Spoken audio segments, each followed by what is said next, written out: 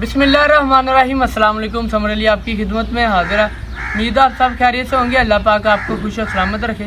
आज हम एक नई रेसिपी के साथ हाजिर हुए। आज की रेसिपी बहुत ही मज़े की रेसिपी है, बहुत ही क्रिस्पी रेसिपी है। आज हम बना रहे हैं पालक पकौड़े। बहुत ही मज़े के बनते हैं और इसका जायका भी लाजवाब होता है। और जितने मेरे चैनल पे नए, मेरे चैनल को सब्सक्राइब कर दें और बेल आइकन को दबाना ना भूलें ताकि मेरी हर वीडियो अब तक पहुंच सके और ऐसी आप प्यार और मोहब्बत देते रहें। जी अब हम तोड़ेंगे पालक। आज हम बना रहे हैं पालक पकौड़े। तो पहले हमने लेनी है पालक को आपने अच्छी तरह से धो लेना है और इसमें हम डालेंगे सबसे पहले प्याज। इसमें हम डालेंगे हरी मिर्च। इसमें हमने डालना है साबुत धनिया। हमने नमक डालना है। हमने लाल मिर्च डालनी है पीसी हुई और हमने डालना है नारदाना, मेथी और साथ हमने आलू डालने हैं। बारीक बारीक काट के आपने रख लेने हैं, काट लेने हैं। उसके बाद हमने डालना है बेसन।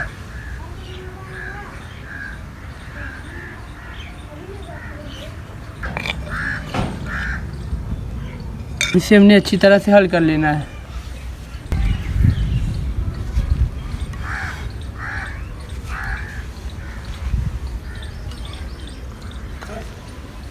और थोड़ा सा हमने पानी डालना है।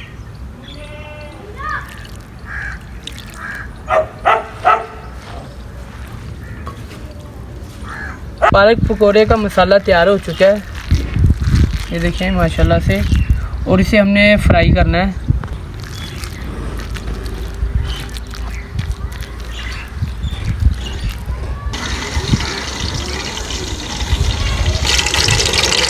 घी को आपने गरम कर लेना है अच्छी तरह से।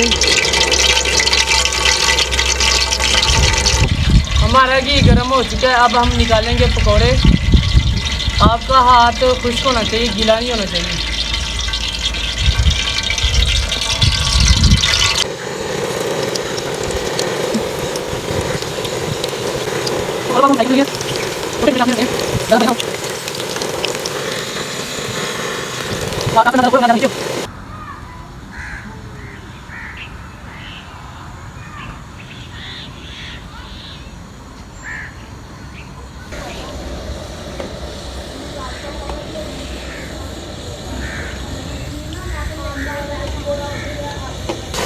आपने इसे आस्ता आस्ता पलटते जाना है।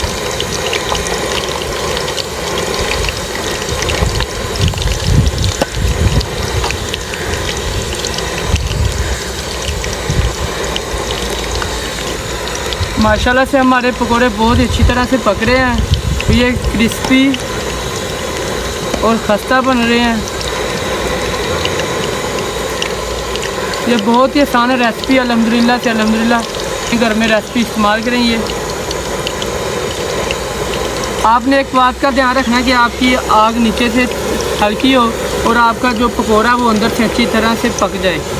माशाल्लाह से हमारे पकौड़े बिल्कुल ब्राउन हो चुके हैं। माशाल्लाह से ये देखें कितनी खूबसूरत इसकी शेप है और कितने क्रिस्पी नज़र आ रहे हैं ये पकौड़े माशाल्लाह से। देंगे पकौड़ों को आपने घी को अच्छी तरह से निकाल लेना है।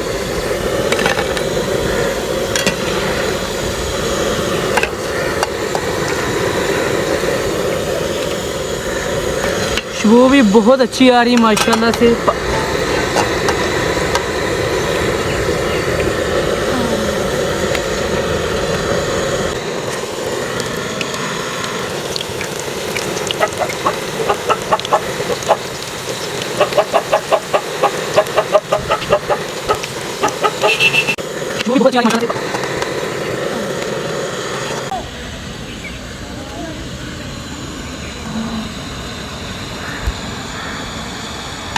बहुत ही क्रिस्पी और बहुत ही मज़ेदार। ये देखें बहुत ही क्रिस्पी बने हैं। और जितने भी मेरे चैनल पे नए हैं मेरे चैनल को सब्सक्राइब कर दें, लाइक कर दें, शेयर कर दें اور بیل آئیکن کو دبانا نہ بھولیں تاکہ میری ہر ویڈیو آپ تک پہنچ سکے اور ایسی آپ پیار اور محبت دیتے رہیں۔ اجازت دیں سمر علی کو، خدا حافظ۔